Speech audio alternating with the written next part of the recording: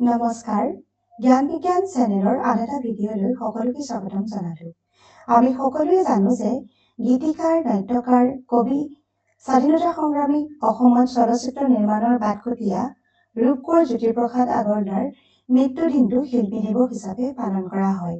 তেখেতৰ জন্ম 1903 চনৰ 17 জুনত আৰু মৃত্যু হয় 1951 চনৰ 17 জানুৱাৰী।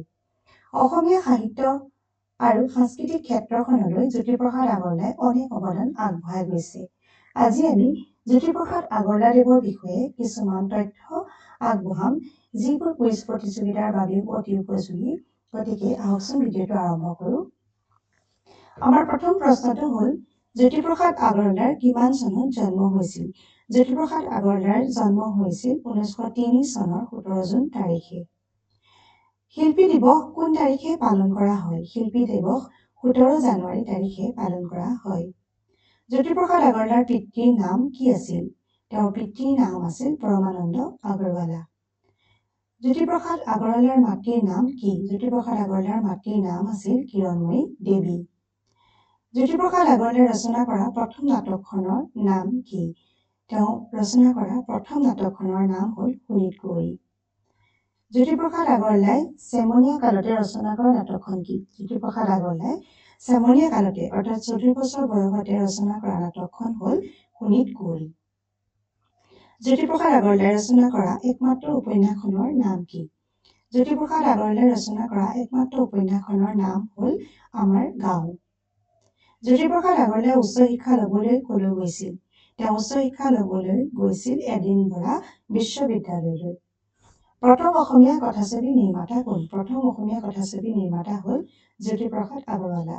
কিমান চনত প্ৰথম অসমীয়া কথাছবিয়ে মুক্তি লাভ কৰে? 1935 চনত প্ৰথমখন অসমীয়া কথাছবিয়ে মুক্তি লাভ কৰে। জ্যোতিপ্ৰসাদ জয়মতী কথাছবিত জয়মতীৰ চৰিত্ৰ ৰূপায়ণ কৰা অভিনেত্ৰীগৰাকীৰ নাম কি? জয়মতী কথাছবিত জয়মতীৰ চৰিত্ৰ ৰূপায়ণ কৰা অভিনেত্ৰীগৰাকীৰ নাম হ'ল আইদেউ সন্দিকৈ। অসমীয়া চলচ্চিত্ৰৰ জনক বুলি কাক আখ্যা দিয়া হয়? অসমীয়া চলচ্চিত্ৰৰ জনক বুলি আখ্যা দিয়া হয় জ্যোতিপ্ৰসাদ আগৰৱালাক। প্ৰথম অসমীয়া কথাছবিখনৰ নাম কি? প্ৰথম অসমীয়া কথাছবিখনৰ নাম হ'ল জয়মতী। জ্যোতিপ্ৰসাদ আগৰৱালাৰ দ্বাৰা নিৰ্মিত দ্বিতীয়খন অসমীয়া কথাছবিৰ নাম কি? জ্যোতিপ্ৰসাদ আগৰৱালাৰ দ্বাৰা নিৰ্মিত দ্বিতীয়খন অসমীয়া কথাছবিৰ নাম হ'ল ইন্দ্ৰমালতী। জ্যোতিপ্ৰসাদ আগৰৱালাই স্থাপন কৰা ষ্টুডিঅ'টোৰ নাম কি? তেওঁ স্থাপন কৰা ষ্টুডিঅ'টোৰ নাম হ'ল চিত্ৰবন। অসমৰ প্ৰথম ষ্টুডিঅ' বুলিও জনা যায়। জ্যোতিপ্ৰসাদ আগৰৱালাই কোনখন বাতৰি কাকতৰ সম্পাদক আছিল? তেওঁ সম্পাদনা কৰা বাতৰি কাকতখন হ'ল দৈনিক অসমীয়া। জ্যোতিপ্ৰসাদ আগৰৱালাই ৰচনা কৰা নাটককেইখনৰ ভিতৰত শ্ৰেষ্ঠ নাটকখনৰ নাম কি? জ্যোতিপ্ৰসাদ আগৰৱালাই ৰচনা কৰা নাটককেইখনৰ ভিতৰত শ্ৰেষ্ঠ নাটকখন হ'ল কাৰেঙৰ লিগিৰি। জ্যোতিপ্ৰসাদ আগৰৱালাই তেজপুৰত স্থাপন কৰা চিনেমা হলটোৰ নাম কি? তেওঁ তেজপুৰত স্থাপন কৰা চিনেমা হলটোৰ নাম হ'ল জোনাকী। জ্যোতিপ্ৰসাদ আগৰৱালাৰ পত্নীৰ নাম কি আছিল? তেখেতৰ পত্নীৰ নাম আছিল দেৱযানী ভূঞা। শিল্পী দিৱস পোনপ্ৰথমে কিমান চনত উদযাপন কৰা হয়? শিল্পী দিৱস পোনপ্ৰথমে উদযাপন কৰা বছৰটো হ'ল 1953 চনৰ 17 জানুৱাৰী। জ্যোতিপ্ৰসাদ আগৰৱালাৰ কোনখন নাটক দ্বিতীয় মহাসমৰৰ পটভূমিত ৰচিত? তেখেতৰ দ্বিতীয় মহাসমৰৰ পটভূমিত ৰচিত নাটকখন হ'ল লভিতা। জ্যোতিপ্ৰসাদ আগৰৱালাই শিশুসকলৰ কাৰণে ৰচনা কৰা পদ্য ৰামায়ণখনৰ নাম কি? জ্যোতিপ্ৰসাদ আগৰৱালাই শিশুসকলৰ কাৰণে ৰচনা কৰা পদ্য ৰামায়ণখনৰ নাম হ'ল জ্যোতি ৰামায়ণ। গুৱাহাটী বিশ্ববিদ্যালয়ৰ স্থাপত্য নক্সা প্ৰস্তুত কৰা ব্যক্তিগৰাকী কোন আছিল? গুৱাহাটী বিশ্ববিদ্যালয়ৰ যি স্থাপত্য সেই স্থাপত্যৰ নক্সা প্ৰস্তুত কৰা ব্যক্তিগৰাকী হ'ল জ্যোতিপ্ৰসাদ আগৰৱালা। জ্যোতিপ্ৰসাদ আগৰৱালাৰ মৰণোত্তৰভাৱে প্ৰকাশিত কবিতা পুথিখনৰ নাম কি? তেখেতৰ কবিতা পুথিখনৰ নাম হ'ল লুইতৰ পাৰৰ অগ্নিফুল।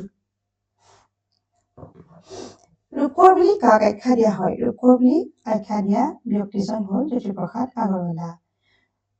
জ্যোতিপ্ৰসাদ আগৰৱালাক ৰূপকোঁৱৰ উপাধি কোনে কিমান চনত দিছিল? 1938 চনত আনন্দ চন্দ্ৰ বৰুৱাই জ্যোতিপ্ৰসাদ আগৰৱালাক ৰূপকোঁৱৰ উপাধি প্ৰদান কৰিছিল। জ্যোতিপ্ৰসাদ আগৰৱালাৰ মৃত্যু কেতিয়া হয়?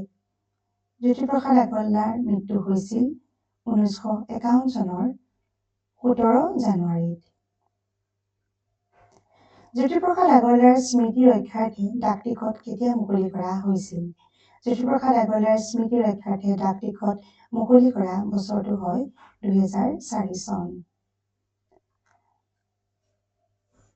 আজি সাধাৰণ জ্ঞানৰ ভিডিঅ'টোত জ্যোতিপ্ৰসাদ আগৰৱালাদেৱৰ বিষয়ে আলোচনা কৰিলো। বিভিন্ন প্ৰতিযোগিতামূলক পৰীক্ষাৰ বাবে উপযোগী ভিডিঅ' লৈ অহাৰ প্ৰতিশ্ৰুতিৰে আজিলৈ আহোঁ। ধন্যবাদ।